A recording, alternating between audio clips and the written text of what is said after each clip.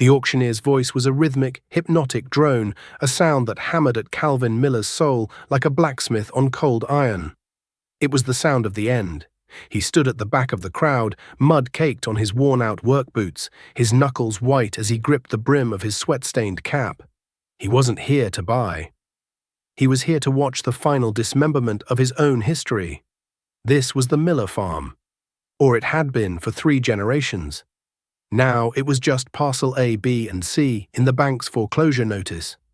The crowd was a mix of neighbors with pity in their eyes and strangers with vulture-like hunger. They picked over his father's tools, his mother's canning jars, the very fabric of his childhood, all laid out on hay racks under the unforgiving late autumn sun of 1969. Cal's father had been a good man, a good farmer, but a poor businessman.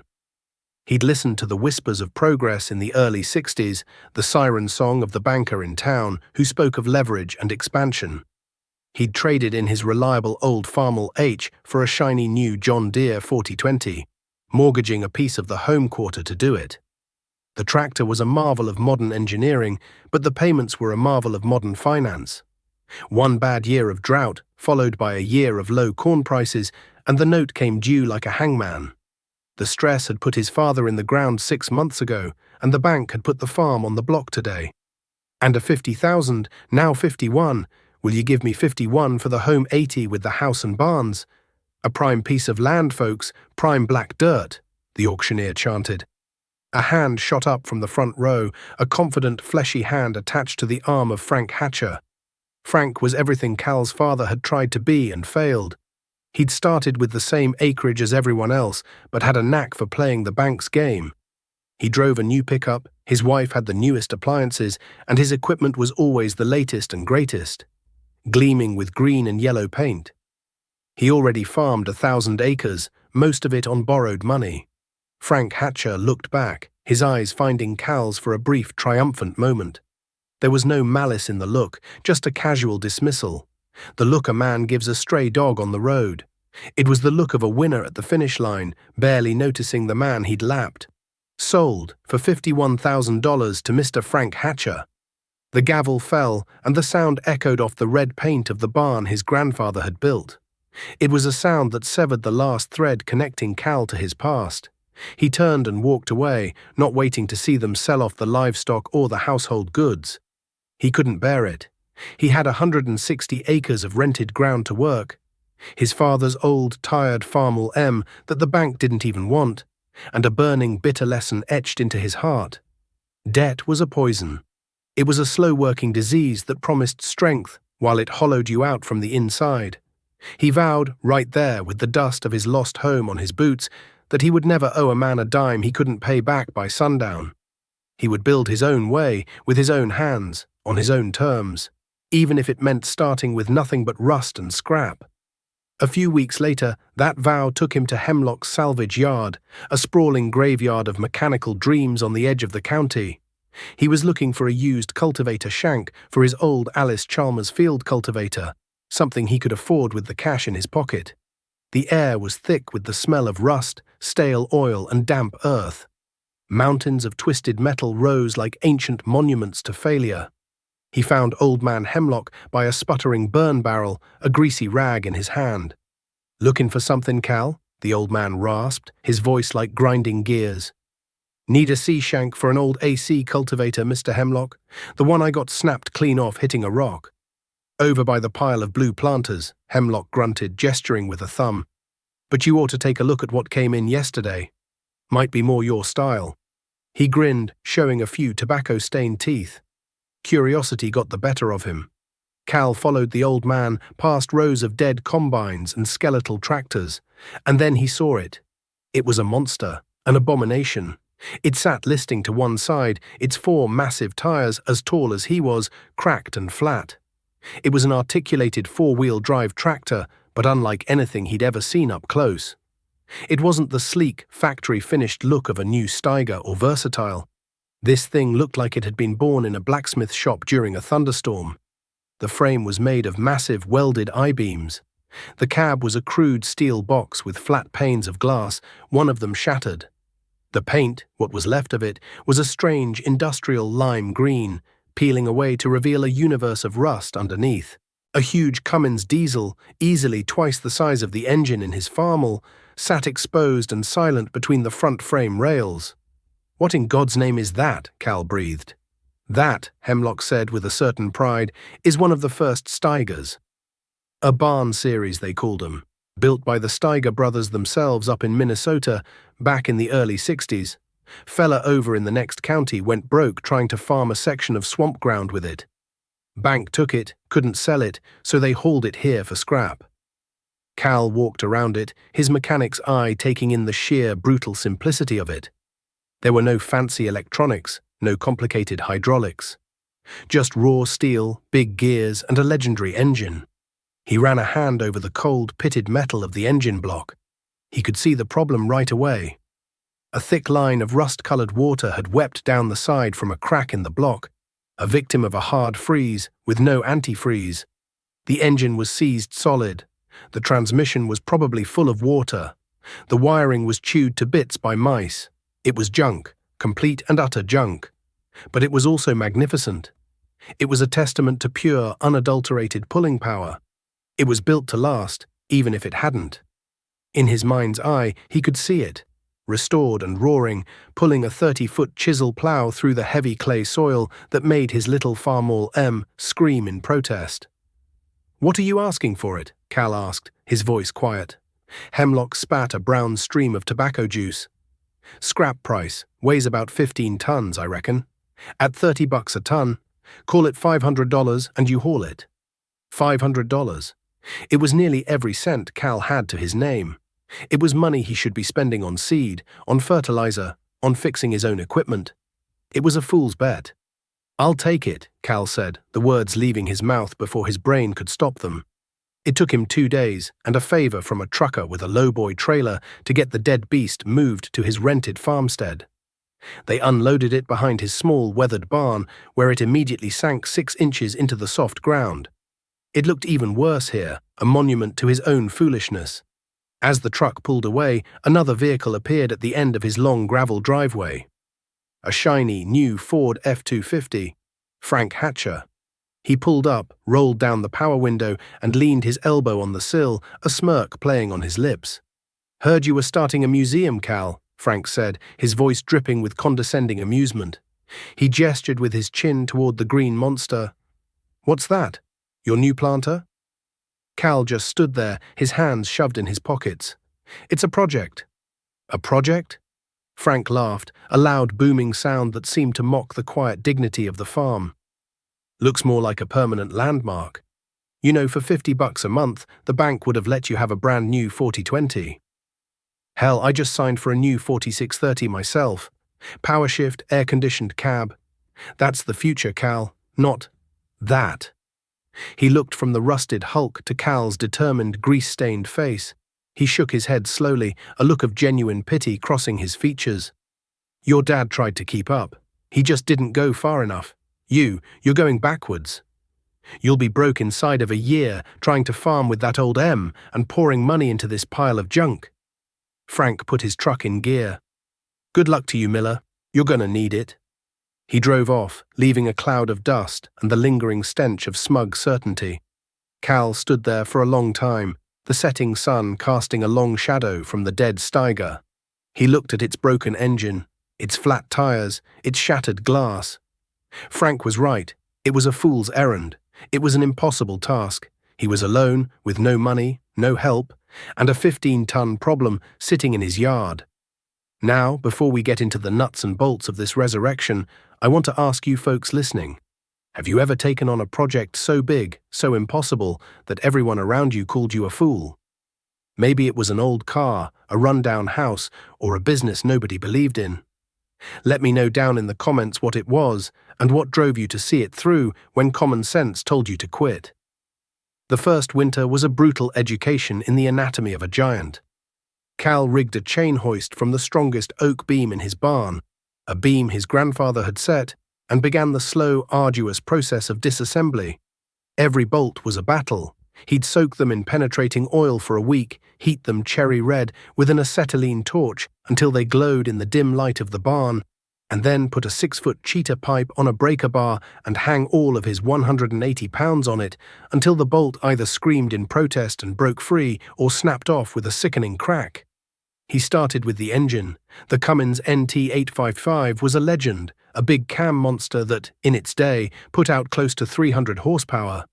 Getting it out was a week-long war. He had to pull the hood, the radiator, the fuel tank, and a dozen other components just to get to the bell housing bolts. Finally, with the engine hanging precariously from the groaning oak beam, he lowered it onto a makeshift cradle of heavy timbers. The teardown of the engine itself was a heart-sinking affair.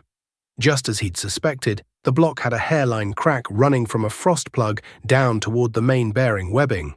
It was a fatal wound. The cost to have it professionally repaired, if it was even possible, was more than he'd make in a year. The crankshaft was scored, the pistons were seized in their bores, and the camshaft was pitted with rust. It was a boat anchor. For 3 days, Cal just stared at the disassembled mess on his workshop floor. The coffee shop talk in Liberty Creek had already branded him a fool, and now he was beginning to believe it. Frank Hatcher had been right. He was going backwards. He'd spent his last dollar on a pile of scrap metal. The smell of failure was thick in the air, a cloying mix of old diesel and despair. He almost gave up. He almost called Hemlock and told him to come get his junk. But then he'd remember that look on Frank Hatcher's face. He'd remember the sound of the auctioneer's gavel. He'd remember the promise he made to himself. This wasn't just about a tractor. This was about defiance. He started making calls, not to the big dealerships, but to truck stops, to independent diesel shops, to other salvage yards across 3 states. He spent hours on the phone in the cold farmhouse kitchen, a notepad full of dead ends. Finally, he found a lead. A trucking company in Des Moines had wrecked one of their Peterbilts. It had an NT855 and the engine had survived the crash. The owner said he'd sell it for $1,000, but it needed a full in-frame overhaul. $1,000 he didn't have, so he started working.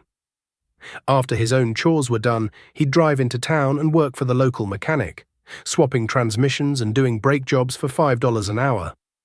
He took on side work, welding cracked loader buckets for other farmers, fixing their balers, tuning up their aging farmhauls. Every dollar he made went into a coffee can on a shelf in the barn. He sold his father's old shotgun. He sold a litter of barn kittens for $1 apiece to a neighboring farm. He ate potatoes and onions from his garden until he was sick of the sight of them. Slowly, painfully, the coffee can filled up. It took him 4 months. He drove to Des Moines in his rusty pickup truck, handed over a can full of greasy, crumpled bills, and loaded the 3,000-pound engine onto his trailer. The drive home was the slowest, most triumphant journey of his life. The rebuild took the rest of the year.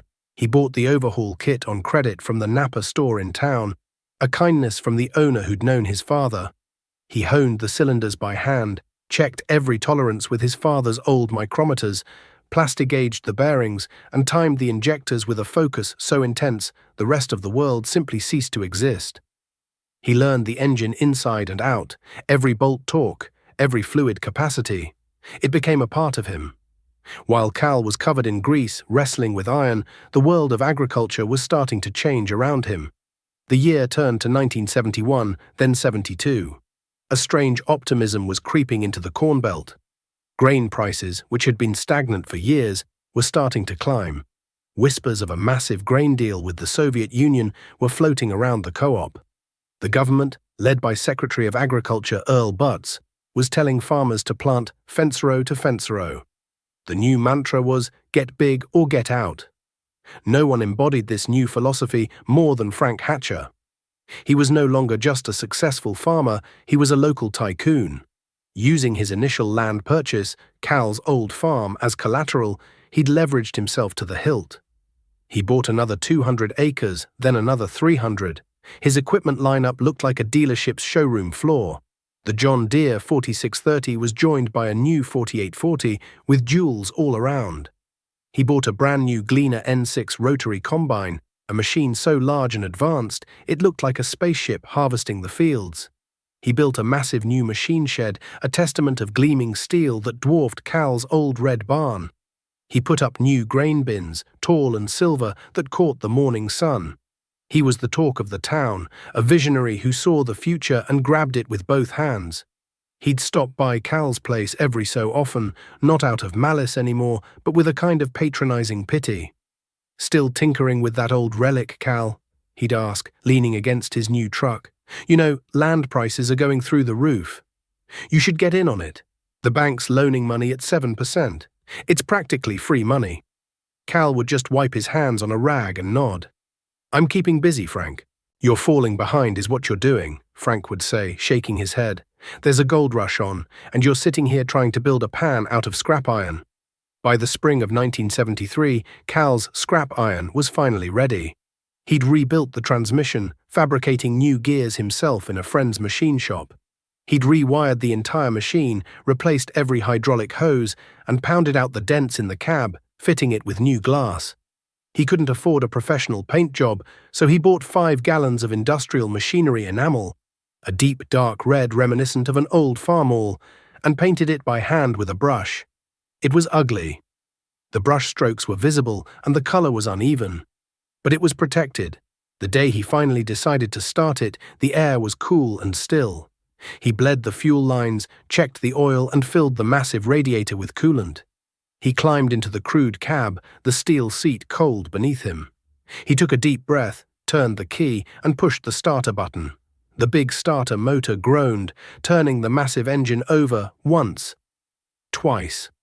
A plume of white smoke puffed from the straight exhaust pipe. He gave it a little shot of ether, and then it happened. With a deafening roar, the Cummins NT855 exploded into life. The ground shook. The windows of the barn rattled in their frames. Thick black smoke poured from the stack before settling into a steady, rhythmic haze. The sound wasn't the refined hum of Frank's new John Deere's, it was a deep, guttural, earth-shattering bellow. It was the sound of raw, untamed power. A slow smile spread across Cal's face. It was the first time he had truly smiled in years. He spent that spring turning over soil he could never have touched with his Farmall M.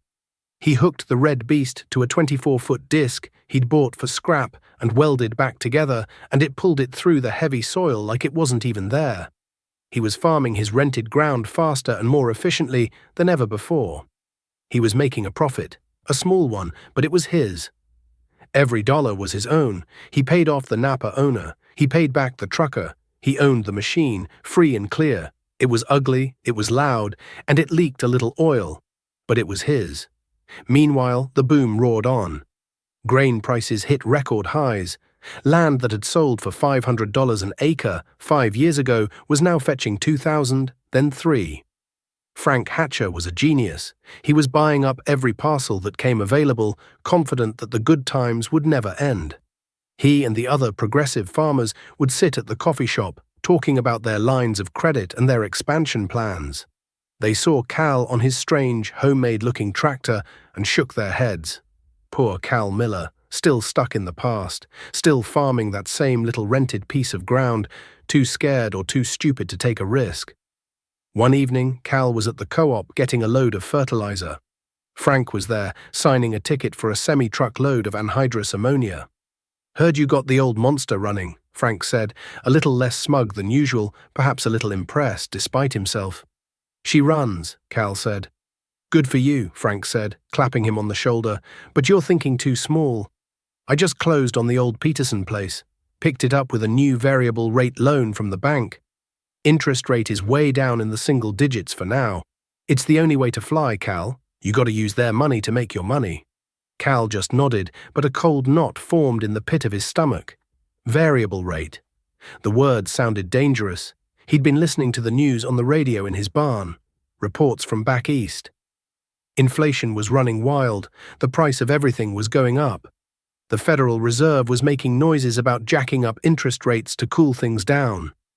He watched Frank drive away in his expensive truck, a man riding the crest of a wave, completely unaware of the rocks below. Cal looked at his own reflection in the co-op window. A man in worn-out clothes, with grease permanently etched into the lines of his hands. A man who looked like a failure to the rest of the world. But as he climbed back into the cab of his paid-for pickup, he felt a grim certainty settle over him. The storm was coming. And he knew that what the bank giveth, the bank could, and always would, taketh away. He was ready to weather it. He wasn't so sure about his neighbours.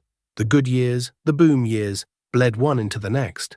The late 70s were a fever dream of soaring commodity prices and cheap money. Frank Hatcher and men like him rode the wave like kings. But Cal Miller felt a change in the wind long before the weather turned. It wasn't in the sky. It was in the price of things. A new set of bearings for his disc cost 30% more in 78 than it had in 77. The price of diesel fuel seemed to tick up every time he filled the barrel by the barn. He kept his books in a simple ledger on the kitchen table, and the numbers on the expense side of the page were growing like weeds. The first real sign of trouble came not from the bank, but from the heavens. The spring of 1980 started dry and stayed that way. The clouds that gathered on the horizon were thin and wispy, promising nothing. By June, the corn in the fields, which should have been shoulder-high and dark green, was stunted and pale, its leaves curling inward during the heat of the day, as if in prayer for a rain that never came. The ground cracked like old pottery. Cal watched his own crops struggle, but his costs were fixed and low. He had his rent, his fuel, and his seed. That was it. He could weather a poor harvest. Frank Hatcher, on the other hand, was leveraged to the sky. He was farming nearly 2,000 acres, every one of them demanding a fortune in anhydrous ammonia, herbicides, and high-priced hybrid seed, all of it bought on credit. A drought for Frank wasn't a setback, it was a catastrophe. One sweltering July afternoon, Cal was cultivating his soybeans, the big red Steiger rumbling along steadily, when he saw a plume of dust from the road. It was Frank's pickup, pulling a service truck from the John Deere dealership. They stopped at the edge of Frank's field, where his new John Deere 4840 sat silent and listing, a massive 12-bottom plough buried halfway in the concrete hard earth behind it. Cal finished his row and idled his tractor down, the big Cummins settling into a deep, loping rhythm. He watched as the mechanic in the green uniform fiddled with the tractor's side panels, shaking his head. Frank stood beside him, arms crossed, his face a mask of frustration. After an hour, the mechanic packed up his tools. The tractor hadn't moved. Later that evening, Cal saw Frank at the town's only gas station. Frank looked tired, the confident swagger gone, replaced by a weary slump in his shoulders. "Transmission's shot," Frank said without preamble, leaning against a gas pump. "Something in the quad range. The dealer mechanic says the whole damn thing has to be split. They're talking $5,000, maybe more. And they can't even get the parts for 2 weeks. 2 weeks. My corn is burning up and my main tractor is dead in the water." Cal nodded sympathetically. "That's tough, Frank. Real tough." "Tough? It's a disaster," Frank spat. He kicked at a loose piece of gravel. "Everything's a damn computer chip and a solenoid now. A man can't even fix his own equipment anymore." He looked over at Cal's old pickup. "At least when your junk breaks, you can probably weld it back together with a coat hanger." The comment was meant as an insult, but it held a truth that hung in the air between them. 2 days later, that truth was driven home. Cal was chisel ploughing a patch of ground he was letting go fallow when he heard a loud bang from underneath the Steiger, followed by a violent shudder. He shut it down immediately. A quick look underneath told the story. The front universal joint on the main driveshaft, connecting the transmission to the front axle, had shattered. He unbolted the driveshaft, threw the heavy piece of steel in the back of his pickup, and drove to a heavy-duty truck parts supplier in the next county. He walked in, laid the broken joint on the counter, and the man behind it took one look. "Standard Spicer 1810 series," the man said, turning to a wall of parts. He came back with a new, heavy-duty joint in a greasy box. "That'll be $94. Cal paid in cash, drove home, and spent the next 3 hours in the dirt under his tractor with a hammer, a socket set, and a grease gun. By sunset, the big Cummins roared back to life, and the red beast was moving again. $94 and an afternoon of sweat. He thought of Frank Hatcher, waiting for a part to be shipped from a factory 1,000 miles away, with a $5,000 bill waiting for him at the end of it. The first cracks in Frank's empire weren't in the fields, but in the finely tuned, overcomplicated machinery he had staked his future on. The drought broke in late August with a series of violent thunderstorms, But it was too little, too late. Yields were cut in half. The price of corn flickered upwards, but not enough to cover the massive losses. And then the other shoe dropped. A cold wind blew down from Washington, D.C., a wind carrying the name Paul Volcker. To fight the crippling inflation that had gripped the nation, the Federal Reserve began to aggressively raise interest rates. For Cal, it was just news on the radio. For Frank Hatcher, it was a death sentence. His variable rate loans, the practically free money he had bragged about, suddenly became an insatiable monster. The interest rate on his operating note jumped from 9% to 12%, then to 15%. His land loans followed. By 1981, the prime rate was scraping 21%. The numbers on the bank statements Frank received each month were no longer just figures. They were sledgehammers, pounding his empire into dust. The farm crisis of the 1980s didn't arrive like a sudden storm. It was a slow, grinding plague. It started with whispers at the coffee shop. Someone was selling off their breeding stock. Someone else couldn't get their operating loan renewed for the spring. Then came the auction notices in the weekly paper, small at first, then more and more frequent, a growing obituary for a way of life. Frank Hatcher held on longer than most. He was bigger, with more collateral. But his size just meant he had further to fall. He sold off a parcel of land to make a payment, but with everyone selling and no one buying, land prices were in freefall. The 80 acres he'd paid $3,000 an acre for a few years prior barely fetched $1,000. It was like trying to fill a bucket with a hole in it. The more he poured in, the more leaked out through the bottomless pit of interest. The day of Frank Hatcher's auction was a grey, cold day in November of 1982. It was almost 13 years to the day since Cal had stood in the same spot and watched his own life be sold off. Now he stood at the back of a different crowd, watching the same scene unfold in reverse. The same neighbors were there, their faces etched with a deeper, more personal sorrow this time. They all knew it could be them next. The strangers were there too, the vultures, their eyes cold and calculating. The auctioneer's voice was the same rhythmic drone, but it held no triumph, only a grim finality. They sold off the gleaming John Deere 4840 for less than half of what Frank owed on it. The massive Gleaner combine went for a fraction of its value. One by one, the symbols of Frank's success, the machines that were supposed to represent the future of farming, were knocked down to bargain hunters and scrap dealers. Frank stood near the house, his wife beside him, her face pale. He wasn't the Titan Cal remembered. He was just a man, hollowed out and broken by the same forces that had broken Cal's father. There was no triumph in watching him fall. There was only a profound, aching sadness. Cal felt no vindication, only the grim satisfaction of a man who had seen the storm coming, boarded up his windows, and survived. His survival had become a quiet legend in the county. While others were going under, Cal was holding steady. He had no debt.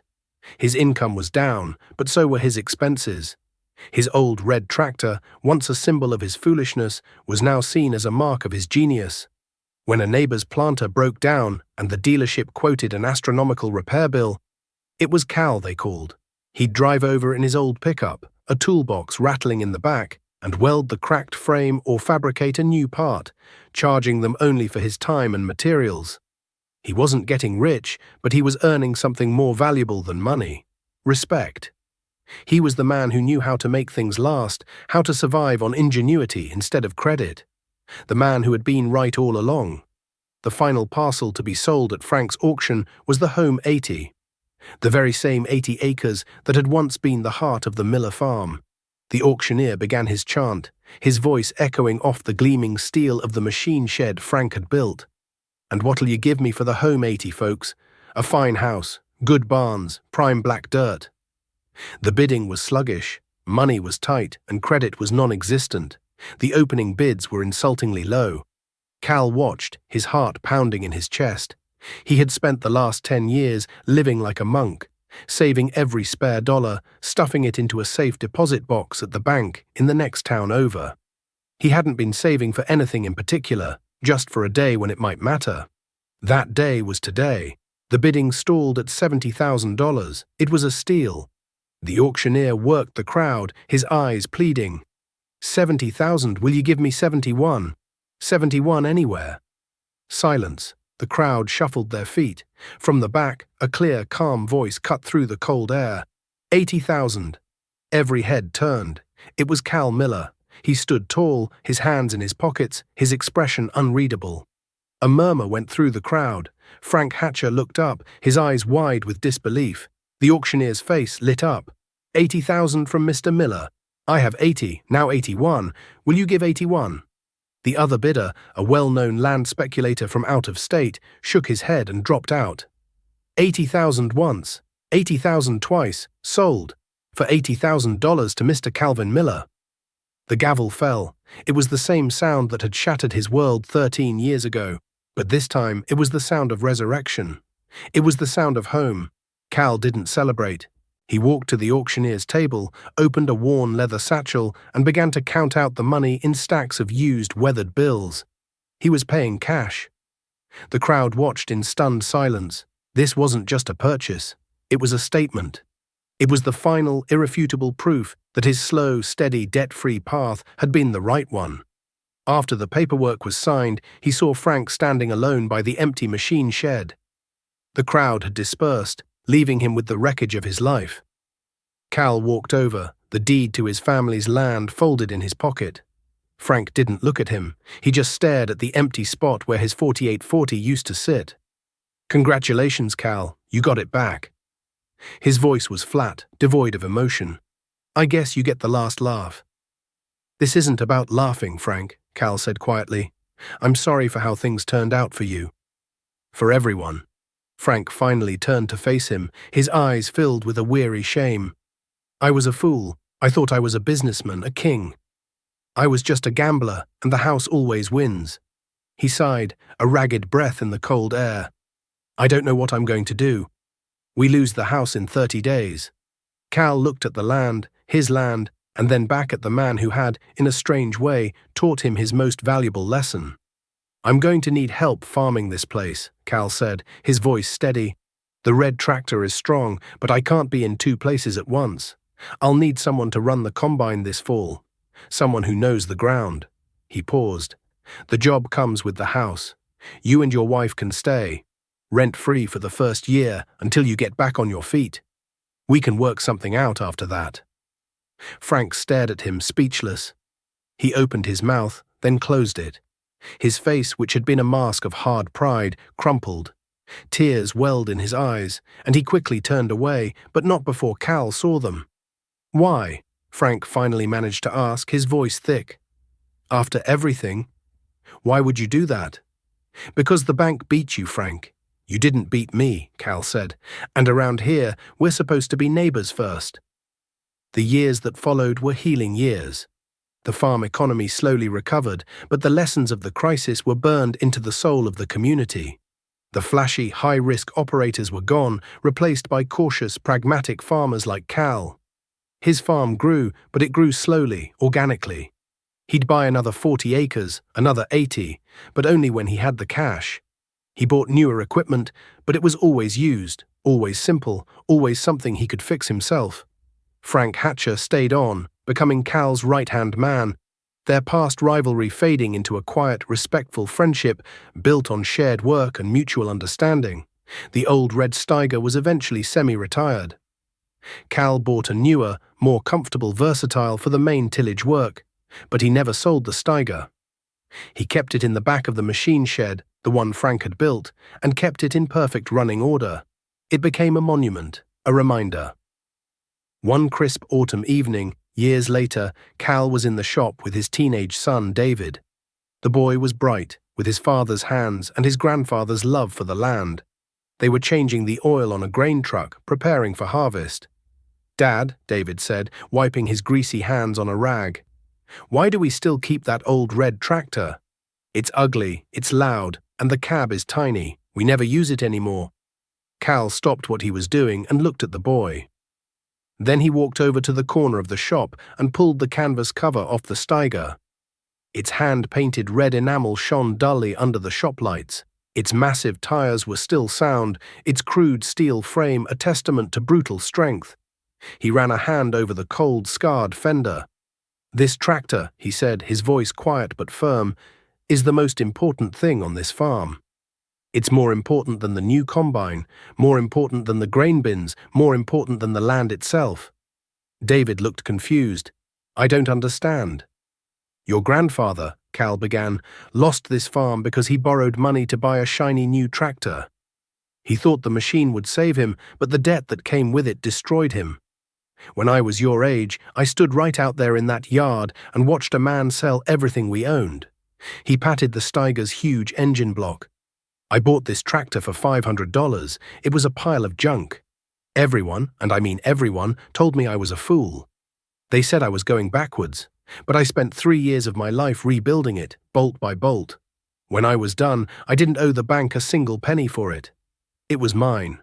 During the worst farm crisis in living memory, when the banks were taking everything from everyone else, they couldn't touch this tractor.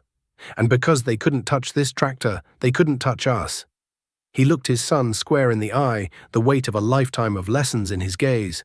Don't you ever forget, son. It's not about how new the paint is or how much horsepower it has.